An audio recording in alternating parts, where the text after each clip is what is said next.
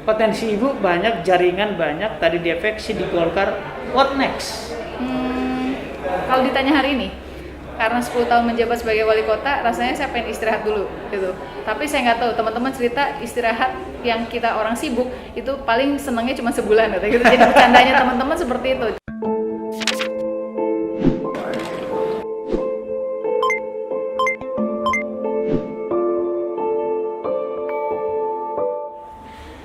Selamat sore, Assalamualaikum warahmatullahi wabarakatuh. Salam sejahtera buat kita sekalian. Om Swastiastu, Namo Buddhaya, salam kebajikan. Tribuners dan pembaca Warta Kota, menjelang sore ini kita bersama dengan wali kota muda, cantik, dan bukan hanya wali kota, beliau juga banyak aktivitas, banyak predikat, misalnya Ketua Asosiasi Pemerintahan Kota seluruh Indonesia, juga di ketua urusan atau bidang perempuan Partai Golkar di DPP, juga ketua DPD Golkar Tangerang Selatan. Inilah Ibu Airin. Ya, assalamualaikum, selamat sore. Sore Ibu. Ya, sore. Airin Rahmidiani merupakan sosok wanita yang hampir 10 tahun memimpin kota Tangerang Selatan. Airin menjadi wali kota Tangerang Selatan selama 2 periode, yakni dari tahun 2011 hingga 2016, dan periode kedua tahun 2016 hingga tahun 2021 bersama dengan wakilnya Benyamin Daphni. Wanita kelahiran Banjar 28 Agustus 1976 ini menyelesaikan pendidikan S1-nya di Fakultas Hukum Universitas Parahyangan Bandung, kemudian melanjutkan spesialis dan gelar S2-nya di Universitas Pajajaran. Airin juga sempat memenangkan Mojang Parahyangan Bandung tahun 1995 dan Mojang Provinsi Jawa Barat di tahun yang sama. Kemudian ia mengikuti pemilihan Putri Indonesia tahun 1996 dan berhasil meraih gelar Putri Indonesia Favorit serta Putri Indonesia Pariwisata. Airin mengawali karir sebagai notaris sejak tahun 1999. Kemudian menjadi pejabat pembuat akta tanah di Kabupaten Tangerang pada 2008 dan karirnya melonjak menjadi wali kota Tangerang Selatan. Karir politik Airin didukung oleh Partai Golkar. Ia sendiri saat ini menjabat sebagai Ketua Dewan Pimpinan Daerah atau DPD partai berlogo pohon beringin itu. Menjabat sebagai wali kota saat Tangerang Selatan baru sekitar 3 tahun berdiri, Airin menghadapi berbagai tantangan, mulai dari sektor infrastruktur dan pendidikan, dan berusaha mewujudkan kota dengan konsep Smart City. Kepada Tribun News, Airin pun membagikan cerita lainnya saat ia memimpin kota Tangerang Selatan, termasuk kebijakannya di masa pandemi COVID-19 ini. Ibu Airin adalah wali kota pertama di Tangerang Selatan. Tangerang Selatan ini usianya 12 tahun dan Ibu hampir 10 tahun. Berarti 90% umurnya, keberadaannya, eksistensi kota Tangerang adalah Ibu. Ya. Bagaimana kesan Ibu terhadap kepemimpinan hampir 10 tahun atau 2 periode di Tangerang Selatan? Ya.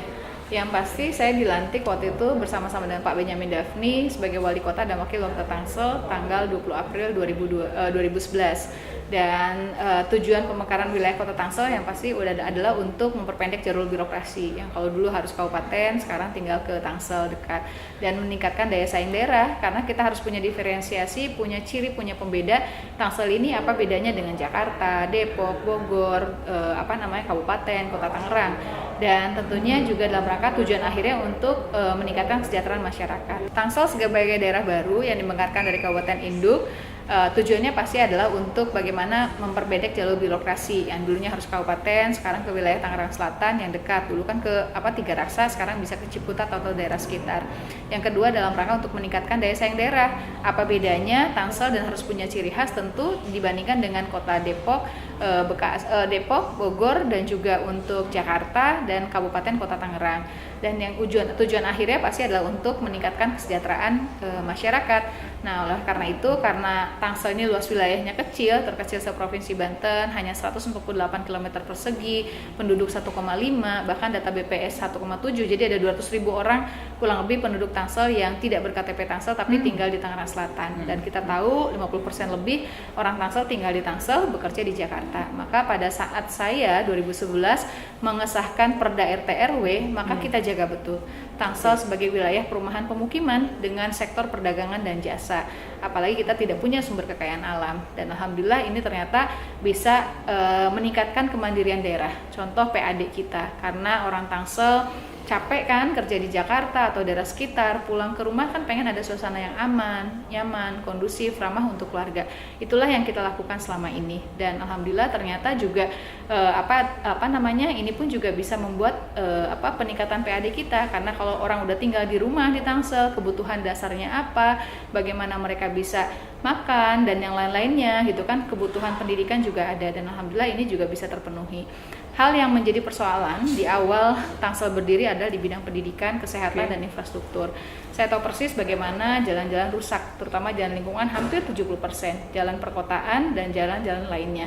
Ini yang kita perbaiki. Kita perbaiki jalan lingkungan, kita perbaiki jalan kota, kita lebarkan jalannya, yang untuk agar orang bisa mobilisasi lebih cepat. Yang kedua yaitu di bidang pendidikan. Pendidikan kita tahu banyak sekolah-sekolah SD masih SD Impres. Maka kita bikin prototipe 2-3 lantai sehingga anak-anak bisa sekolah lebih pagi. Jadi nggak ada yang sekolah siang pagi, sehingga kan lain proses belajar mengajar pada sekolah pagi dan siang. Pada saat di awal satu persis bagaimana masuk sekolah itu ada iuran pembangunan yang mahal, itu ya saya hapuskan. Di negeri saya hapuskan sehingga sekolah gratis untuk di SD, SMP, dan SMA. Tapi karena SMA sekarang pindah ke provinsi, sehingga itu kewenangannya di provinsi. Kesehatan, dulu puskesmas hanya sedikit, kita sekarang sudah bangun hampir kurang lebih 35 puskesmas. Rumah sakit kita bangun, yang tentu pasti kita kerjasama dengan rumah sakit swasta, tapi dengan mendahulukan promotif dan preventif, karena keberhasilan sebuah pembangunan tidak melihat dari rumah sakit yang bagus dan mewah, tapi bagaimana sebetulnya angka kesehatan itu tinggi dan untuk yang sakit bisa cepat disembuhkan. Bu, ini 12 tahun. Dulu tahun pertama apalagi pemilihan umum langsung, itu kan ada visi misi. Seberapa puas Ibu kondisi saat ini dibandingkan visi misi yang diangan-angankan? Karena ada istilahnya itu dasen dan dasolen. Seberapa terwujud mimpi-mimpi Ibu sekarang?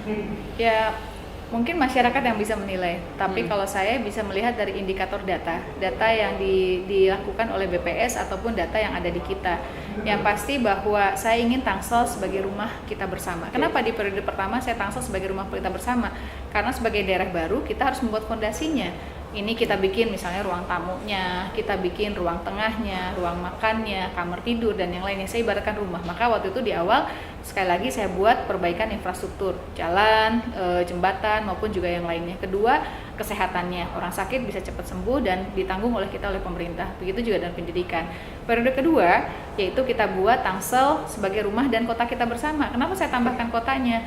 Karena infrastruktur dasarnya sudah kita penuhi di awal periode saya, maka tugas kita adalah bagaimana pengembangan. Saya ingat persis kok waktu periode pertama, teman-teman yang lain kan bangun taman sebanyak-banyaknya. Ayo dong bayarin bikin taman. Saya bilang Tangsel masih butuh anggaran untuk membuat prototipe sekolah SD dan SMP, penambahan sekolah SMP. Saya belum pas saya membangun taman-taman. Nah, di periode kedua saya bikin community center. Ada community center yang ada di Pamulang, revitalisasi Taman Tekno 1, Taman Tekno 2, Taman Kota 2 kita bikin kan jadi kayak Jaletreng, sehingga aktivitas masyarakat keguyuban. Jadi saya merasakan betul, dan saya bangga menjadi wali kota Tangsel karena masyarakatnya luar biasa.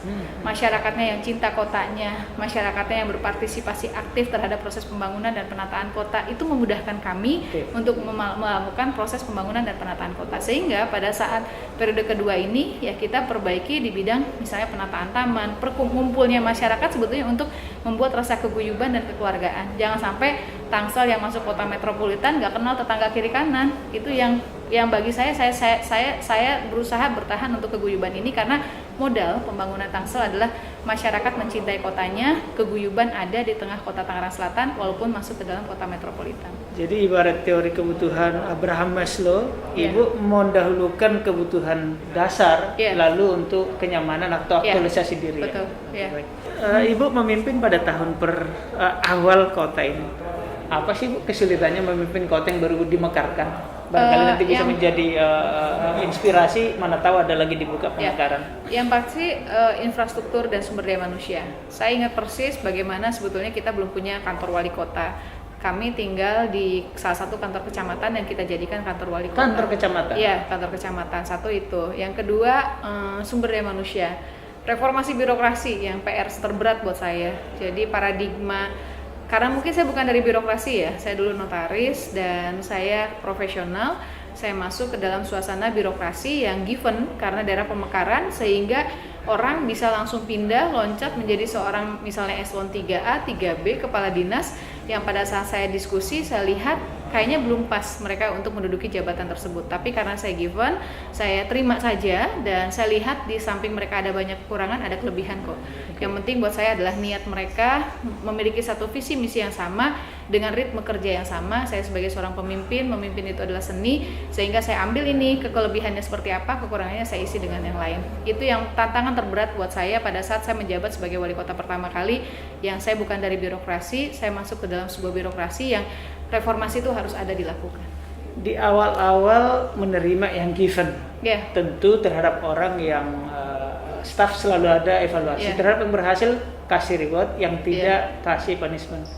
Seberapa tegas Ibu Airin memberikan punishment kepada staff? Apakah dipecat, dicopot, atau seperti apa sih ketegasan Ibu Airin? Mungkin masih jangan nanya itu sama saya, maksudnya nanya sama staff saya harusnya untuk menilai saya seperti apa memimpin. Tapi yang pasti punishment and reward jelas. Kalau bagi saya, apalagi lihat birokrasi, saya tahu persis bagaimana terjadi kan mereka itu yang sudah mungkin udah puluhan tahun jadi pegawai, yang mungkin sudah terbentuk seperti itu. Maka prinsip bagi saya pembinaan.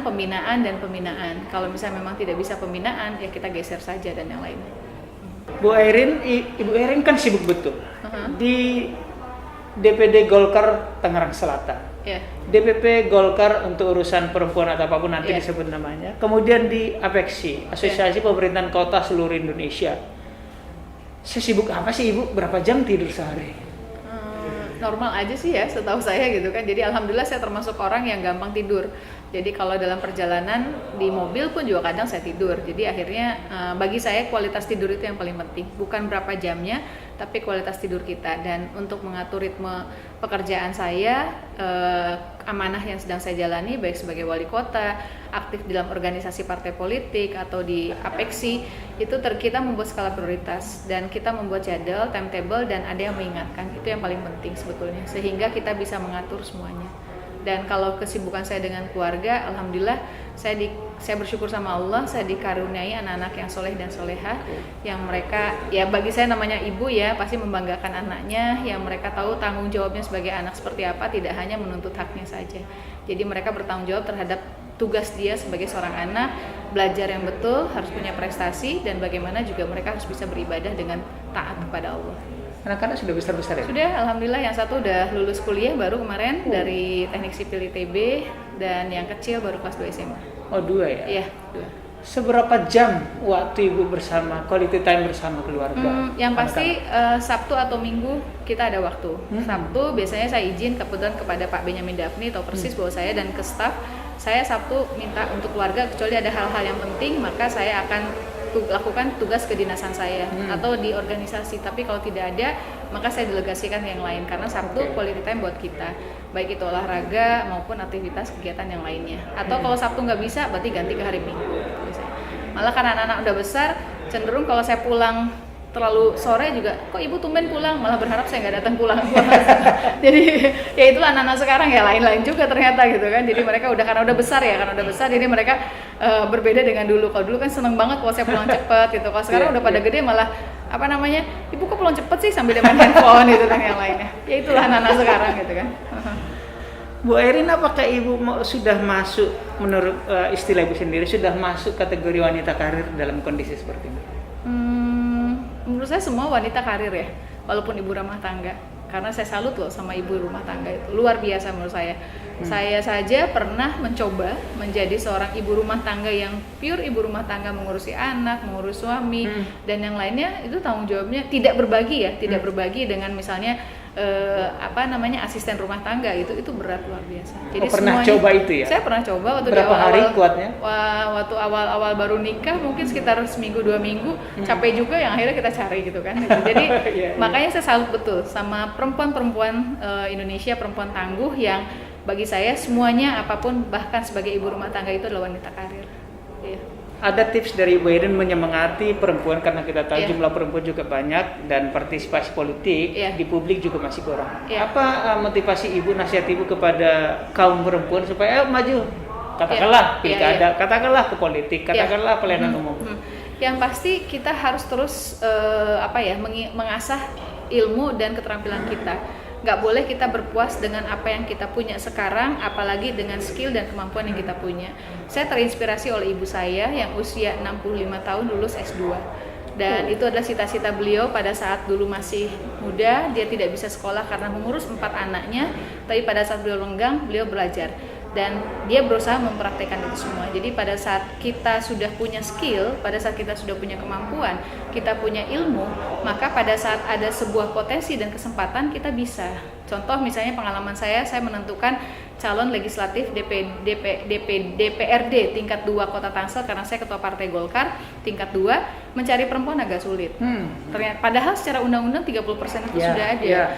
Nah, makanya belajar dari situ saya menyiapkan sekarang ini agar bagaimana perempuan-perempuan punya kemampuan dan skill sehingga percaya diri untuk ikut terjun misalnya dalam dunia politik, dalam kiprah pilkada ataupun apapun yang lainnya. Karena pada saat kita memiliki kemampuan, kita punya ilmu pengetahuan, persoalan lain pasti bisa kita cari. Yang penting kita nggak boleh berpuas diri dengan apa yang kita punya hari ini, dalam arti kemampuan kita ya, kemampuan kita. Kalau bersyukur terhadap yang kita miliki harus, tapi maksudnya kita tidak boleh berhenti untuk belajar dan untuk terus meningkatkan kemampuan kita sehingga pada saat kesempatan itu ada, kita sudah siap. Baik. Bu Irin, ini pilkada tinggal beberapa hari lagi dan Ibu tadi 21 April 2021. 20 April, iya. Potensi Ibu banyak, jaringan banyak, tadi diefeksi di Golkar. What next? Kalau ditanya hari ini, karena 10 tahun menjabat sebagai wali kota, rasanya saya pengen istirahat dulu gitu. Tapi saya nggak tahu, teman-teman cerita istirahat yang kita orang sibuk itu paling senangnya cuma sebulan gitu. Jadi bercandanya teman-teman seperti itu. Tapi yang pasti kan sekarang saya alhamdulillah dipercaya oleh teman-teman DPP Partai Golkar sebagai ketua Kesatuan Perempuan Partai Golkar. Kesatuan Perempuan Partai Golkar. KPPG. Mungkin kita akan fokus di situ bagaimana kita menyiapkan kader-kader perempuan Golkar yang pasti pada intinya bagaimana bisa ikut berkiprah, karena kita partai politik ya, pasti tentu kan kegiatan kita di politik, pilkada, pileg maupun juga pilpres. Itu PR saya menyiapkan sehingga pada saat partai membutuhkan kita punya kader-kader perempuan yang hebat dan tangguh. Itu mungkin salah satu yang kita lakukan. Dengan kegiatan kesosialannya saya pasti kan ada fungsi sosial kita yaitu di PMI Kota Tangerang Selatan. Tentu kita akan kembali lagi ke PMI